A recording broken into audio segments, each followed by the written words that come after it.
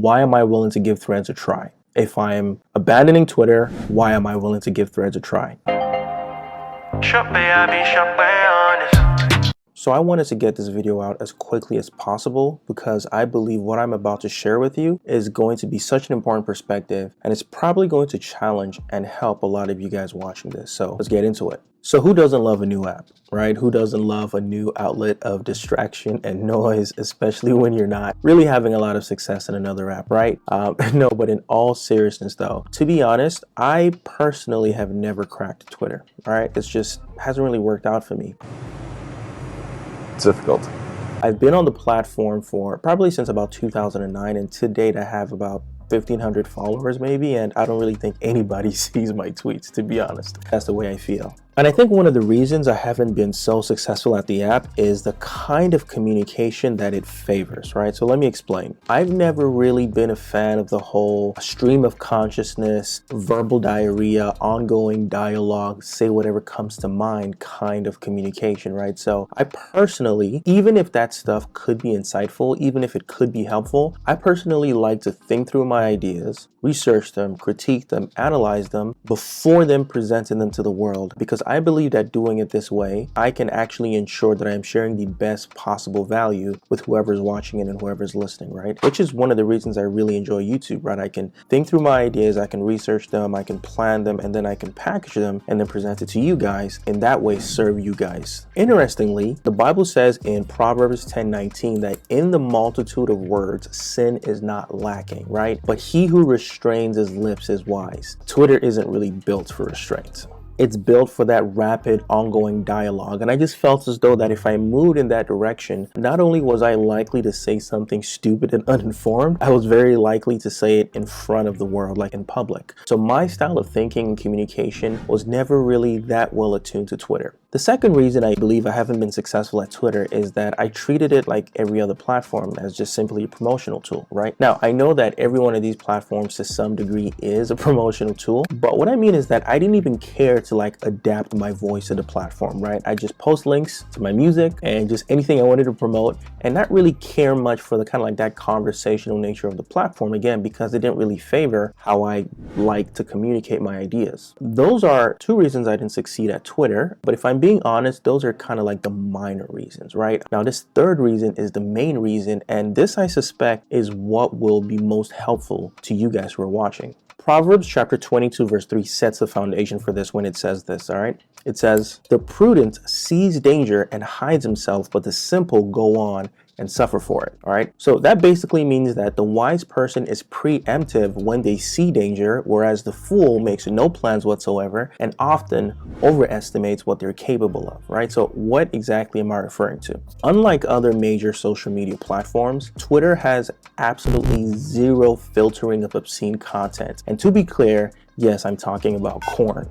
You know exactly what I'm talking about. I don't want this video to get flagged, so fill in the blank. Maybe you're one of the 1% of those on the platform who doesn't know that this stuff exists on the platform, but it does, right? And yes, to state the obvious, I have come across it quite accidentally several years ago. And I was like, oh my goodness, I didn't even know this stuff was on this app. I didn't know this stuff was on the platform. And worse yet, it can find you even if you're not looking for it. So at that point, I had a choice to make. Leave the app, adjust how I use and interact with the app, or do nothing and remain as active as I was before, trusting that my self-control and my willpower will protect me. Interestingly, I'm currently reading a book called Atomic Habits by James Clear. One of the interesting points that he makes is that the people with the most self-control and willpower are those who rarely have to use it, right? And there's precedent for this in the Bible as well, right? So if you think to the story of Joseph and Potiphar's wife, when Potiphar's wife approached David, David fled, he ran, he didn't try to stand his ground and attempt to use his power. No, he removed himself from the situation. I once heard a rapper say that, I'm not going to say who he is, I know I'm strong not by going to a situation and don't do the thing. Now that sounds heroic, but to be honest, it's actually kind of foolish and it defies science, history, and human psychology, right? There is no nobility in putting yourself in harm's way just to see if you can evade it at the very last minute. True nobility and wisdom is optimizing your life in such a way as to be conducive to the type of person that you want to become, right? It is optimizing your life in such a way as to avoid potential pitfalls skills and equipping yourself for the unexpected attacks that you are still going to face in life, right? But you don't intentionally put yourself in that position. You get what I'm saying? So as a Christian, I didn't and don't want to put myself in an environment where that stuff in all of its grotesqueness is so easily accessible. Especially as a husband and a father, the stakes are so high for me that I don't want to, God forbid, find myself hooked or addicted to corn. So what I did was change the way I interact with the app at that time. And since then, I completely deleted it from my phone and only check it whenever I remember, which honestly can be months apart, like 4 months, 3 months, sometimes even 6 months apart. Now, does that mean I potentially sacrifice some influence on the platform? Yeah, but I'm okay with that. Now, right now, I know somebody is asking, how is this different from Instagram? Or are you saying that everybody on Twitter is out here watching corn? To that, I'll say this, okay? I cannot 100% say that everybody on the platform is watching corn, but I can say with a high degree of certainty, and if I was a betting man, I'd put a lot of money on this, right? That a lot of people on the platform are in fact watching it on the platform. How can I say this so confidently, right? Because the stats show that unfortunately, this is a destructive habit that has swept the globe and affects far more people than many of us realize or even want to maybe admit, right? And you put yourself in an environment that has access to that thing, you are more than likely than not going to do that thing, right? And when it comes to the comparison to IG, like, yes, I understand, right? With IG, for example, like the most you might come across is maybe an IG model promoting her OnlyFans, but you won't see the hardcore stuff on the platform. At least I haven't, not in my experience. IG seems to have been really good at policing that type of content on the platform. I don't want to make light of IG models and OnlyFans because I do recognize that can be a major trigger for some people, but there's still that additional step that needs to be taken to go off platform to then go do whatever it is you want to do. And additionally, even more so than other platforms, it seems as though on Instagram, again, in my experience, that stuff can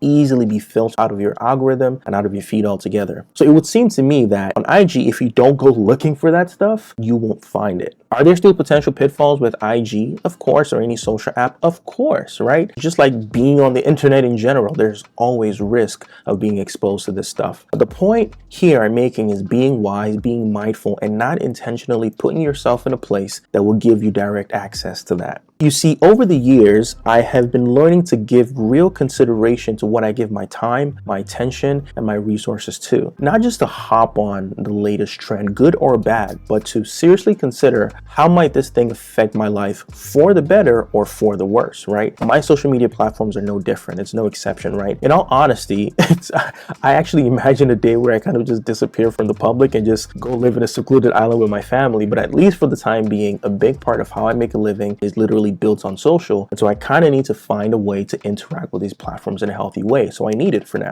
but I have to be very intentional and selective about how I go about doing it. And that means I'm okay with not being on every single platform because of the time, the attention, the resources that are required of me, as well as what it potentially exposes me to. So that's the third and main reason that I haven't been successful on Twitter. I'm not active on the platform simply because it's just not on my phone, to keep it a buck. So that brings us to Threads, right? That brings us to present day. Why am I willing to give Threads a try? If I'm abandoning Twitter, why am I willing to give Threads a try? Number one, I do want to try this form of communication again. And Threads just simply gives me a new opportunity to do that, right? It's a fresh start. The app just started, so there's kind of this sense of getting a do-over, and it's a blank canvas. And so I want to paint on it what I want to see and try my hands again at this type of communication. Second, since it's an Instagram app, I am hoping and assuming that the same restrictions that exist on IG will follow through on Threads, right? If Threads goes the same route as Twitter and just lets it all fly, then honestly, so will I. So I'm hoping those restrictions apply on Threads as it does on Instagram. And the third reason is that since I now make YouTube videos, I realized that I could potentially